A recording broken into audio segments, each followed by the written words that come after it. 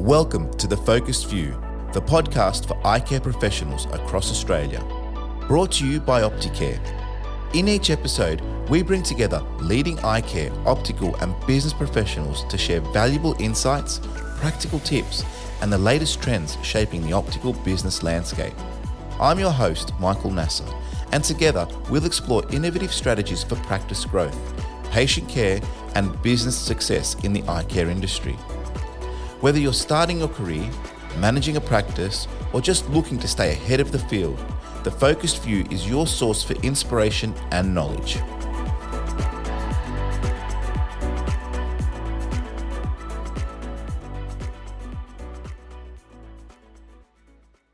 Hey everyone, before we dive into today's episode, we've got some exciting news. The Focused View will be partaking in the upcoming OptiPro Roadshow this August, and we'll be recording live episodes at the event. OptiPro is hosting a series of roadshows across the country, providing an excellent opportunity for you to engage with key industry players and discover new products and services. We are thrilled to announce that the Focused View podcast will be recording live at these events. This is your chance to be part of our live audience, engage in discussions, and see behind the scenes of how our podcast is made. The roadshow will kick off on August 9th in Perth, followed by events on August 14th in Sydney and August 23rd in Brisbane. We invite you to join us at these events, where you have the chance to meet fellow eye care professionals and participate in thought-provocative discussions. Plus, you'll get to see the Focused View podcast recorded live.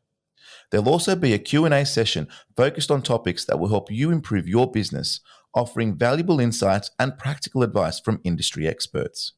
And to make it even more exciting, there'll be prizes and giveaways at the events. OptiPro is dedicated to supporting independent optical practices by providing comprehensive business support, marketing assistance, and educational opportunities. Their mission is to foster a strong community of independent practitioners, ensuring that you have access to the best possible care and expertise. Don't miss out on this unique event and come and be a part of the action with us. For more details and to RSVP, visit thefocusedview.com.au. We can't wait to see you there. Now, back to today's episode. Welcome to another episode of The Focused View, the podcast where we delve into the latest trends, insights, and innovations in the field of optometry. Today, we have a special episode featuring Todd Tai, Managing Director at Mivision magazine. Mivision has been a cornerstone in the optometric community since its inception in 2006. As a leading ophthalmic journal in Australia and New Zealand, Mivision is dedicated to enhancing the patient pathway and influencing optimal patient outcomes through its comprehensive content and educational resources. Todd Tai, with his strategic vision, has been instrumental in steering the magazine's growth and influence within the eye care industry. In today's episode, we will explore the evolution of optometric media, the pivotal role of continuing professional development, and the importance of fostering strong relationships between optometrists and ophthalmologists. Before we dive in, a quick reminder to check out our previous episodes and subscribe to stay updated with our latest content. Thank you for joining us, and let's get started with our conversation with Todd Tai from Mivision. Generally, when we start off, it's always good to get a little bit of background as to the people that we're speaking to. So I guess in your instance, it's not any different. So can you tell us a bit about yourself? I've been working in magazines since literally 1986, I think. And I've worked for Australian Geographic. I worked on that magazine for a long time, became their expedition manager and ended up serving as a trustee there, and I still am. I run the Explorers Club in Australia and New Zealand, which is a very old club, been around for about 120 years. And most notably, I am the publisher and owner of Mivision magazine and digital media. Yeah. So tell us more about Mivision. Well, Mivision is, as we all know, it's an optical communicator to all eye care professionals, originally for Australia and New Zealand, but increasingly around the world. And what drew you towards the optometric ophthalmic sector? Well, I've been working in magazines for quite some time, as you know, but I never actually owned my own magazine. And I'd come to a realization that if I was doing okay as an employee, but if I really wanted to get ahead, I had to own my own publication. And of course, take on the risks of doing so. By that time, I'd known quite a lot about magazines and what magazines would make money and what magazines wouldn't, what magazines would make an impact and what wouldn't. And I knew it had to be in the healthcare sector. So we looked at many different types of healthcare sectors and basically arrived at originally optometry, and then eventually it became optometry and ophthalmology. So that's how we chose to begin Mivision. And when I say we, I started Mivision in conjunction with my then business partner, Mark Cushway, who, he's 50% of the start of Mivision. Yeah, right.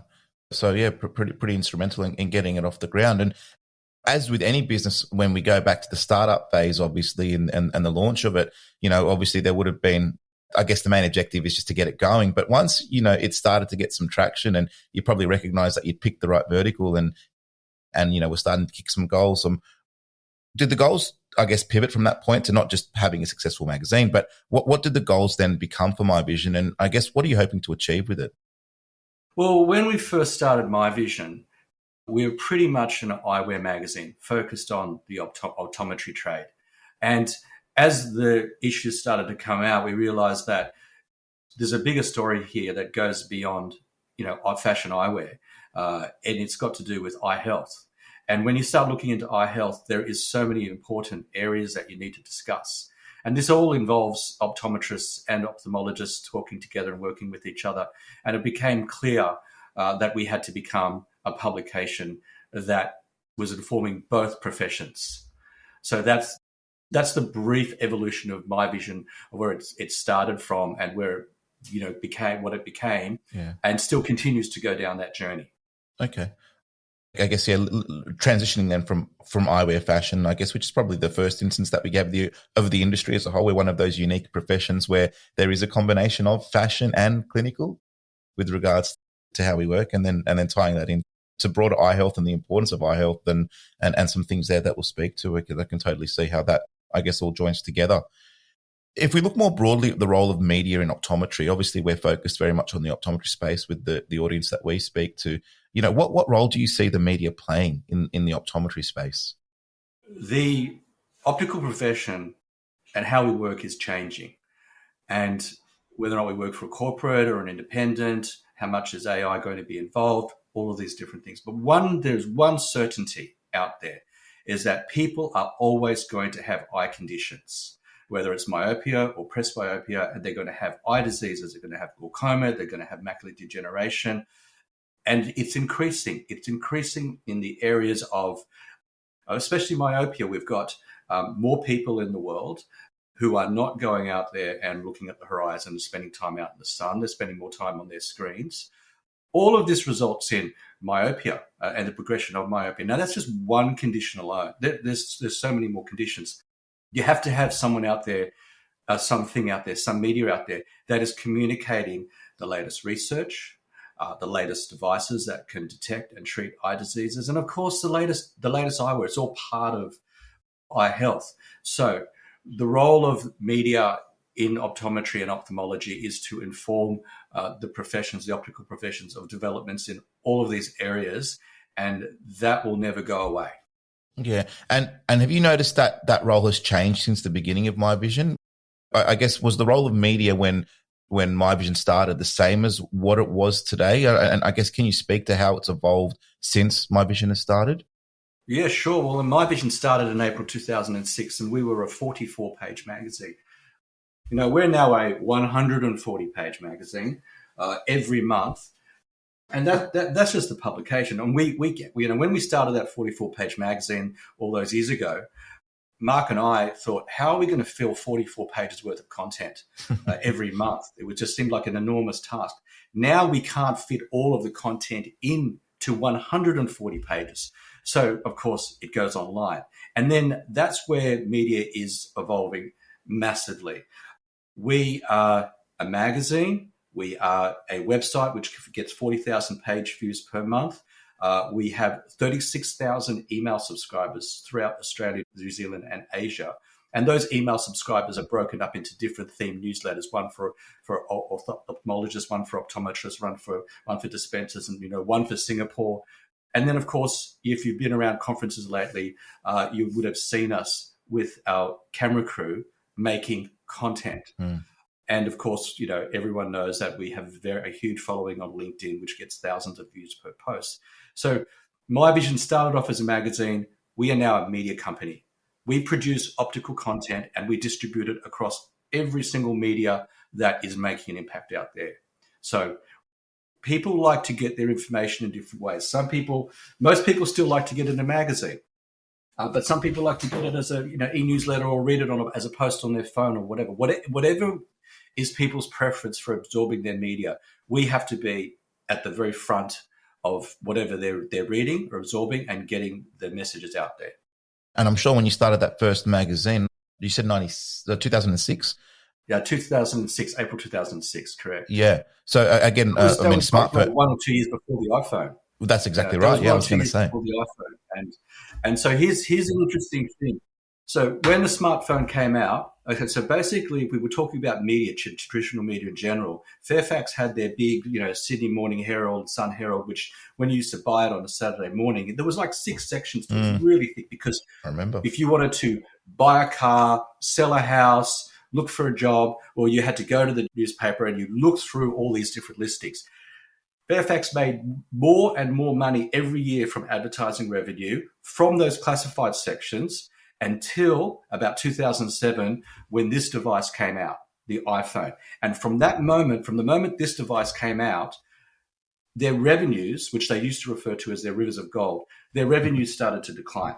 And so, and have declined ever since, to the point where newspapers, along with a lot of other consumer media, consumer magazines, have declined or shut down completely. The newspapers are almost gone, really.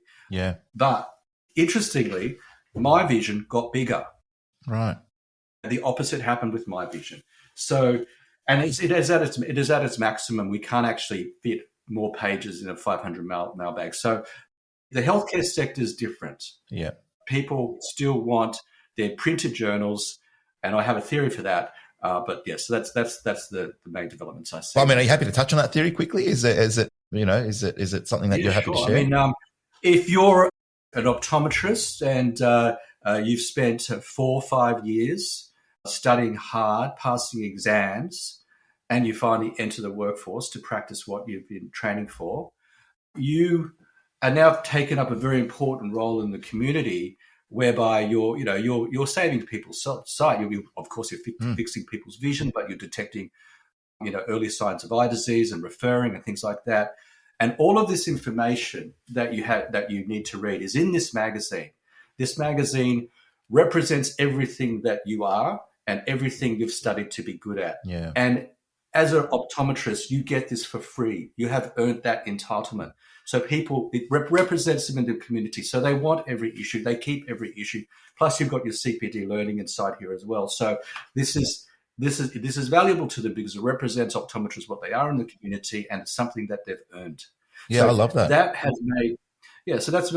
That's made Mivision of much higher value than, say, a newspaper or something which you're reading for half a day and you're just throwing out. This is something people have worked hard to get. Yeah. Because remember, Mivision, people don't have to pay for it. You get it for free if you're an optometrist and ophthalmologist. So it is really well supported by advertising because it costs a lot of money to print 6,500 140-page magazines and send them out every month. So our readers value the publication, and that's why. Yeah, that's why. I guess bring that back since the beginning, obviously with Mivision and through the development of the time that it started, and obviously as the development goes on, it's important to note that magazine, the print version, is still just as important as it was, if not more important than what it was when it began, and that's probably not what most traditional publishers will say about their printed, copies. So I guess that's an important note to make. Michael, I think everything is rising. Everything is rising, if I could just further that point, because our LinkedIn posts, our connections on LinkedIn, over 16,000 and continuing to rise. I mean, we get 300 new subscribers from India almost every month. So LinkedIn's going up. Our people visiting our website is going up. And also most of our work this year has been video production. This is on top of making a 140-page magazine. So the desire to create content is just getting bigger. You mentioned LinkedIn a few times. And I think, one thing with LinkedIn, obviously, we refer to it more broadly as social media. Obviously, a key word there that we may oversee, because we probably look at social media as one term, is media. I mean, the word media it's half of that phrase, I guess. You've seen the growth of LinkedIn in particular for our industry. It's up and coming, and it's continuing growing. How are you seeing its evolution within our industry and the importance that it has with, I guess, Mivision's mission and vision going forward?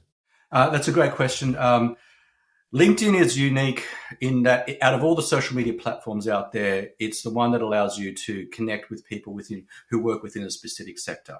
Okay, so when I say we have 16,000 people connected to us on LinkedIn, one's not a carpenter and another one's not a CEO of a tech company. They're all eye care professionals because that's who we've chosen to connect with.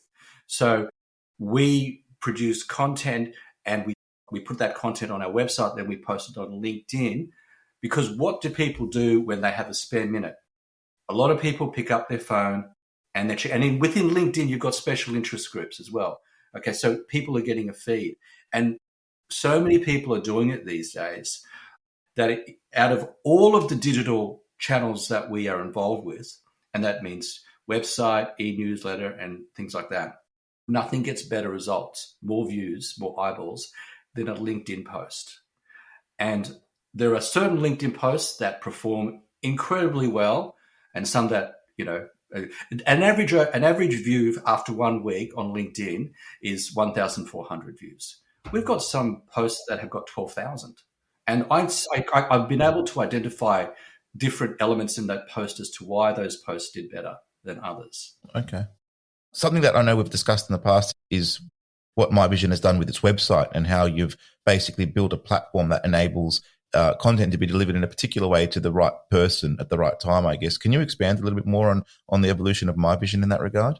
Yeah, so, Mivision did not have a digital version of its magazine for a while.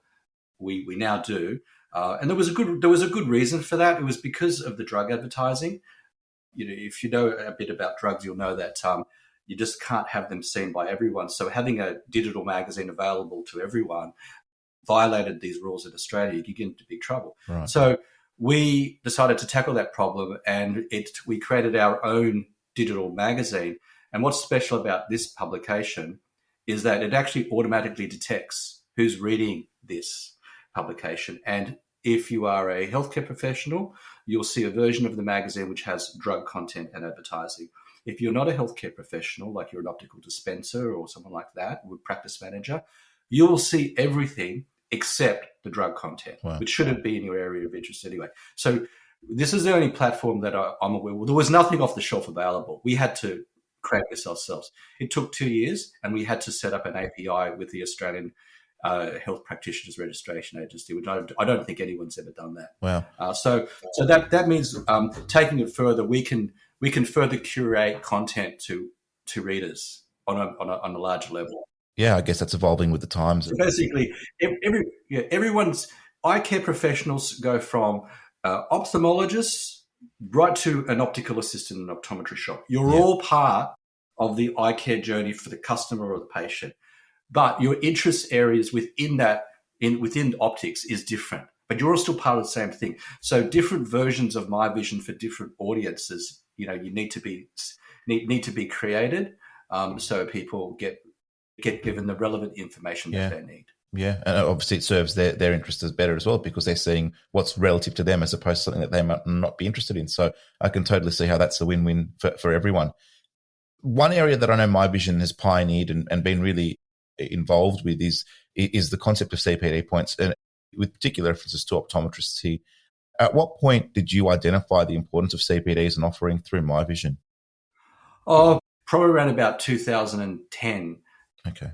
I started to look at our clinical content of our magazine, and I came to this realization that it was of a standard that would be considered CPD. But back then, you had to have an assessment question and things like that to be able to qualify to earn learning points. It was points back then, not learning hours today. And there were no off-the-shelf packages. They call it LMSs, Learning Management System. There were no off-the-shelf learning management systems. So we had to write our own, and we still have our own one custom written. We don't use an off the shelf one. And so we launched our CPD platform in 2011, I think. And we were the first online provider of CPD. We were the first time someone could go read a story in our magazine, go to a website, answer questions, bang, you get your points through a direct API with Optometry Australia. Wow. Never existed before, and we pretty much had the market all to ourselves up until COVID. Okay. Since then, now there's webinars, there's CPD learning everywhere. We were never going to have the category to ourselves forever. It's just accepted, and that's fine. But for many years, we did enjoy quite strong, and we were still quite strong. But interestingly enough, our CPD still continues to grow overseas, Asia, India. Our biggest market for CPD content right now is optometrists in Singapore. Wow. Without question. Okay. How did that come about? Is that was that planned, or did that? Well, we basically started seeing a massive influx of subscriptions from Singapore. So there was no rules to say someone from overseas can't do our CPD. But all of a sudden, overnight, we were getting 100 people registering for CPD overnight from Singapore. And what we didn't know is that the Singapore government had made their OOB, which is the equivalent of our optometry board, they made CPD compulsory, like you had to do it. Okay? Got it. First Asian country that made CPD compulsory, except there was no CPD available. There wasn't that many conferences, and there was definitely no online, but there was this thing from Australia called Mivision Education, My Education. The Singapore government, the optometry board, recommended us as a place to go to get your CPD. So instantly, we pretty much had 100% of optometrists and opticians in Singapore, workforce of about 2,900 people, sign up within a 6 months' time. And they do, I'd say your average Australian does about 10 courses a year with us. Okay. Obviously, it's Australian optometrists. The Singaporeans do like almost every one. Wow. So we have, it's huge. Okay. So our CPD content and platform is expanding massively in overseas markets. And does it look different to what it was when it first launched, or is the platform largely in part the same? I mean, you obviously pioneered the first online system. It's largely the same. We had to do a very painful rebuild when the Optometry Board in Australia changed the rules, and we went from learning points to learning hours, and you had to have all these different things. And so that, I have to say, was incredibly painful and very expensive, but there was no way around it. Had to do it. No option. So it behaves the same, but the whole site had to be rebuilt about 5 years ago, and it was a major cause of stress. I can imagine. What's Mivision's philosophy with regards to CPD points and its delivery? Is there something that you've always stuck by, or has it evolved over time? What's that philosophy that we could sort of tease out from you?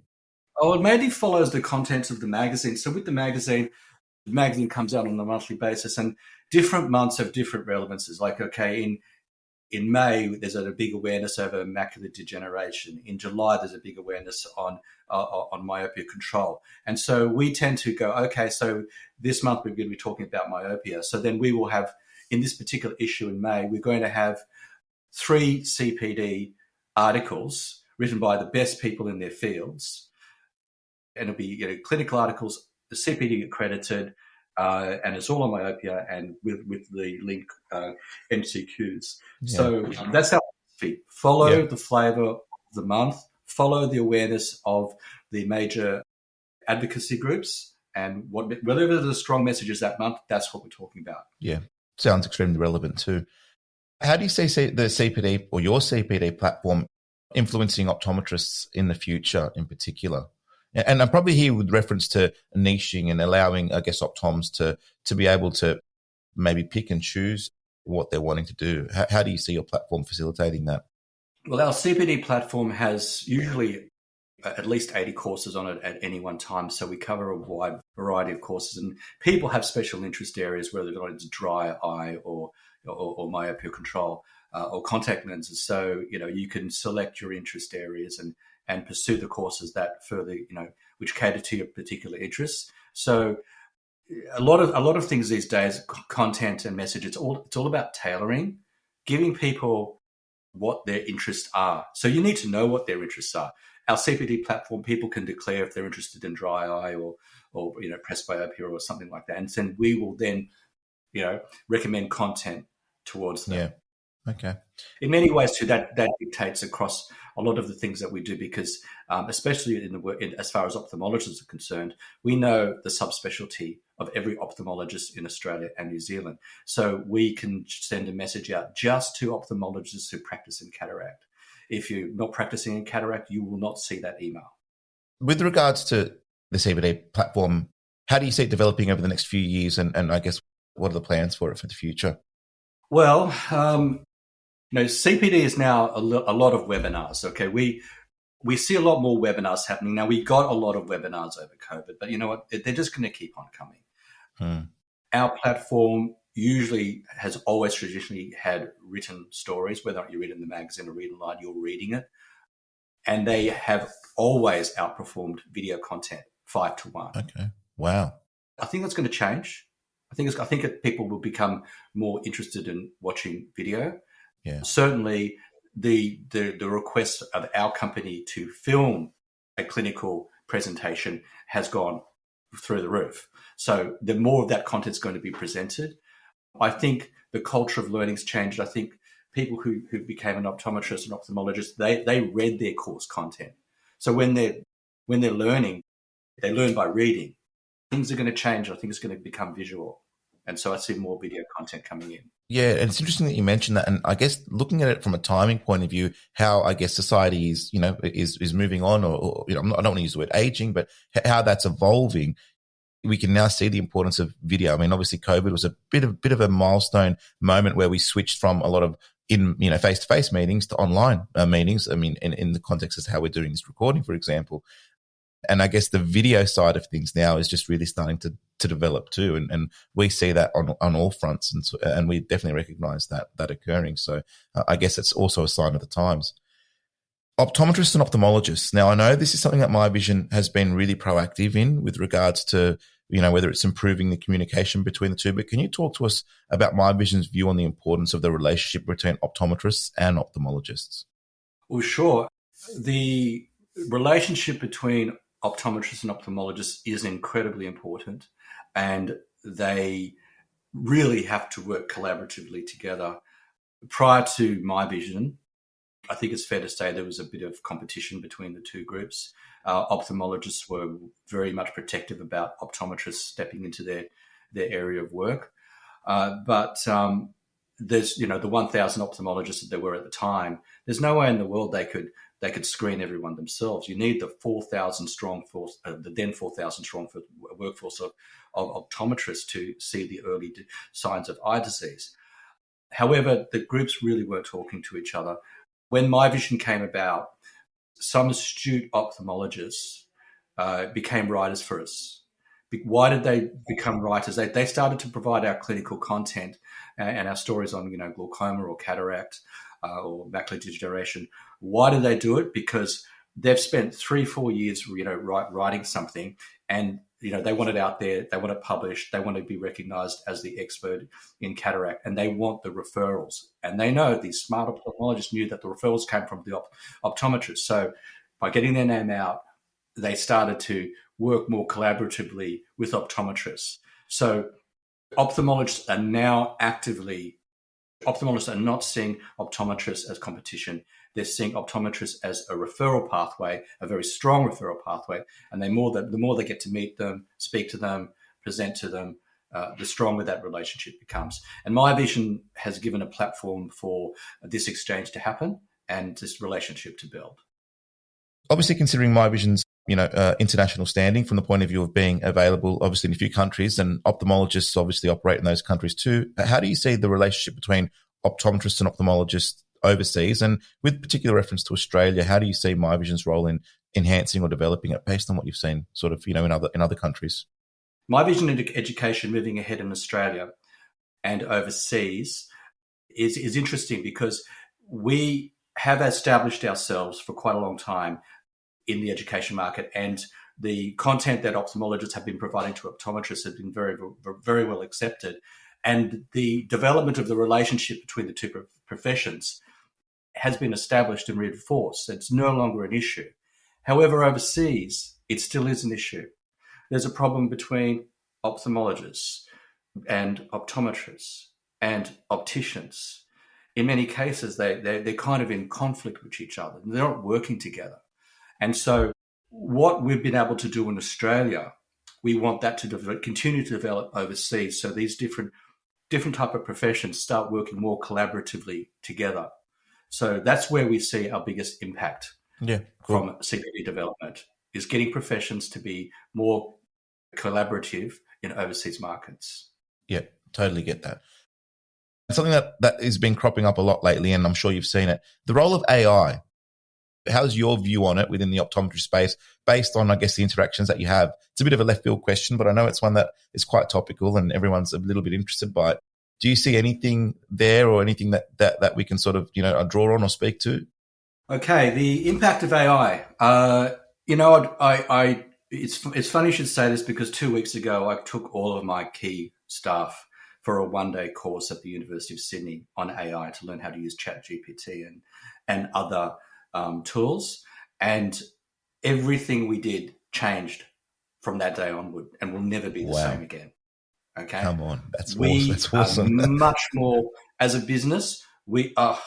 I know that I work 50% faster now with AI.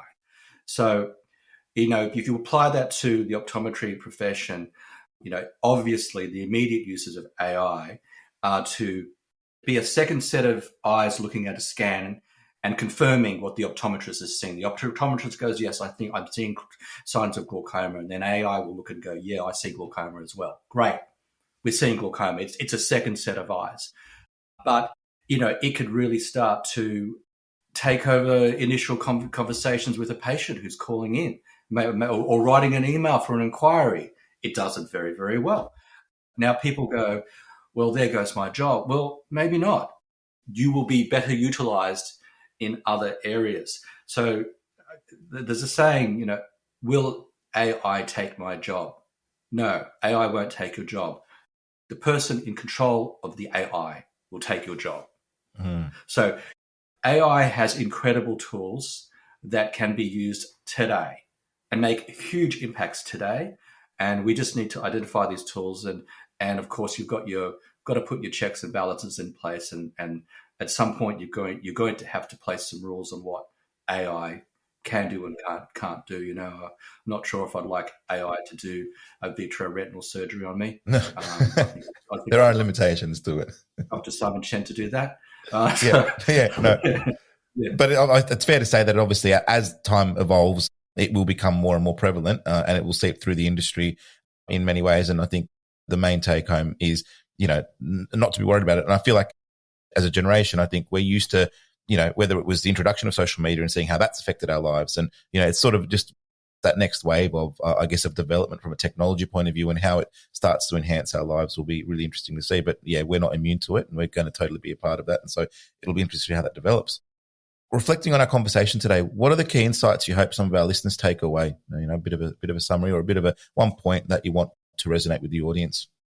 If there's one key point that I'd like to make today, and it's something that's been reinforced to me personally, is you cannot stand still. You cannot stop learning.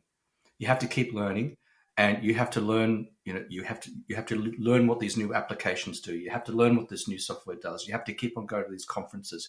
If you think you're doing something a good way, or you're having problems with someone, trust me, someone else has faced that problem. They found a solution, or found a software program.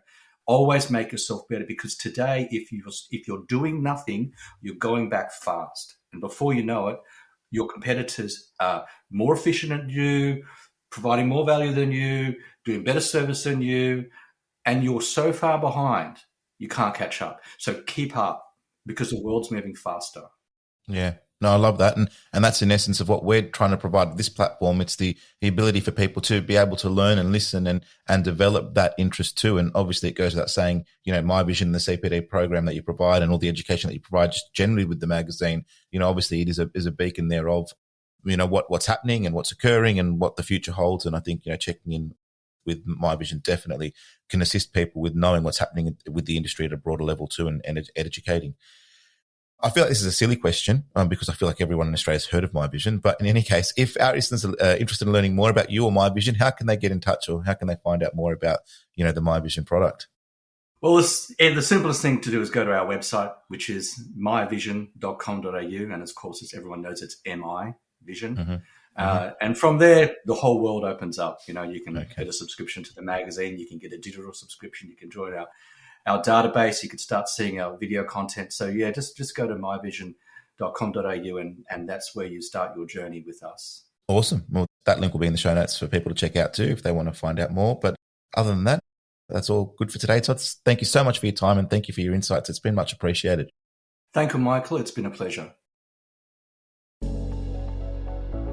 Thank you for joining us on The Focused View, proudly presented by Opticare.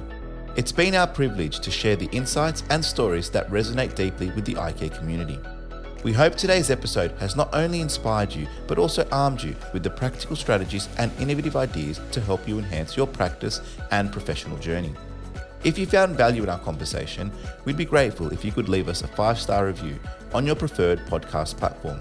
And share this episode with your colleagues. It helps us reach more eye care professionals like you and grow our community of visionaries. Stay connected by subscribing to The Focused View and visiting our website www.thefocusedview.com.au for additional resources and episode summaries. We look forward to your company again in our next episode. Until then, keep focused. I'm Michael Nasser. Bye for now.